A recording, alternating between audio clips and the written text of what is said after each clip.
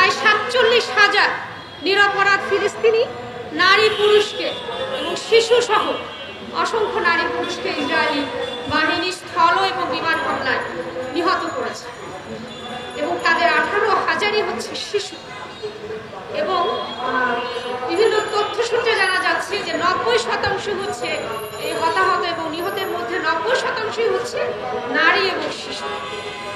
আমি বলতে চাই, যারা পৃথিবীতে বিভিন্ন প্রান্তে নারীদের অধিকার এবং শিশুদের অধিকার নিয়ে উচ্চকণ্ঠ, তারা কি গাজার নারী শিশুদের দেখে না? তারা কি দেখে না যে ক্রমাগত প্রতিদিনই সেখানে প্রায় ১২ জন শিশু প্রতিদিনই একটা দুটো পা হারাচ্ছে, নারী শিশু মৃত্যুবরণ করছে, অনেক নারীরা অ্যানেস্থেসিয়া ছাড়া এই যুদ্ধের মধ্যে শিশু জন্ম দিচ্ছে। বিদ্যুৎ নেই, পানি নেই, ত্রাণ সহায়তা নাই, ক্ষুধায় যন্ত্রণায় যুদ্ধের অবস্থায় মৃত্যুর প্রহর করছে। তাহলে যারা মানবতার ভূমিকম্প চাচ্ছে, তারা কি গাজাকে দেখে না? নাকি গাজার নারী শিশুরা অন্য? তারা মানুষ না? তাদের কোনো মানবাধিকার থাকতে নেই? প্রিয় উপস্থিতি, আমি দেশবাসীকে বলতে চাই, আসুন পুরো বিশ্বের নারী পুরুষরা আমরা একসাথে গাজার নারী শিশুদের জন্য আমরা একত্রবদ্ধ হয়ে প্রতিবাদ করব। আমরা ইসরায়েলি পণ্য বর্জন করব। তাদের সাথে আমাদের সমস্ত কূটনৈতিক সম্পর্ক, সমস্ত লেনাদেনা বন্ধ এবং মধ্যপ্রাচ্যের ক্যান্সার ইসরায়েলকে মধ্যপ্রাচ্য থেকে অপসারণের জোর দাবি জানাচ্ছে। সেই সাথে নেতানিয়াহুর আন্তর্জাতিক আদালতে বিচার দাবি করছে। এই কথা বলেই আমি আমার কথা শেষ করছি। সবাইকে সালাম।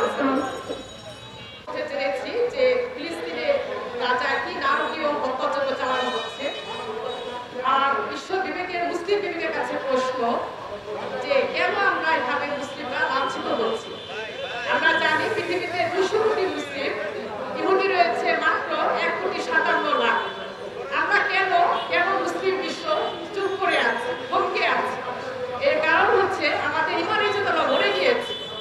আমরা কোরআন সুন্নাহ থেকে দূরে সরে গিয়েছি। আপনারা জানেন, সম্মানিত দেশবাসী, সাংবাদিক বন্ধুগণ, যে পবিত্র কোরআনে মহান রাব্বুল আলামিন ঘোষণা দিয়েছে সূরা ফুরকানের ৫৫ নম্বর আয়াতে যে আমার রাসূলকে বলেছে, হে রাসূল, আপনি কোরআনের মাধ্যমে জিহাদ করুন, এবং সর্বোত্তম জিহাদ।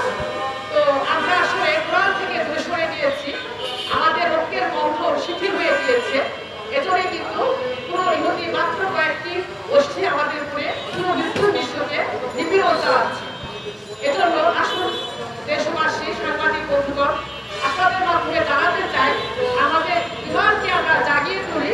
এই পবিত্র মাহে রমজানের সর্বপ্রথম এই পবিত্র দিনগুলোতে আমরা কোরআনকে আত্মস্থ করি, কোরআনকে আমরা আগলে রাখি এবং উচ্চকণ্ঠে আওয়াজ করি, বিশ্ব মুসলিম এক হক, মানবতার দুশ্মন ইসরায়েলকে হটান, মানবতার দুশ্মন ইসরায়েল নিপাত যান, ফিলিস্তিন মুক্ত পান। সবাইকে ধন্যবাদ। আসসালামু আলাইকুম ওয়া রাহমাতুল্লাহ। ঢাকা মহানগরী দক্ষিণের উদ্যোগে আয়োজিত এই মানববন্ধনে প্রতিবাদী বক্তব্য তুলে ধরবেন জান্নাতুল কারিম সুইট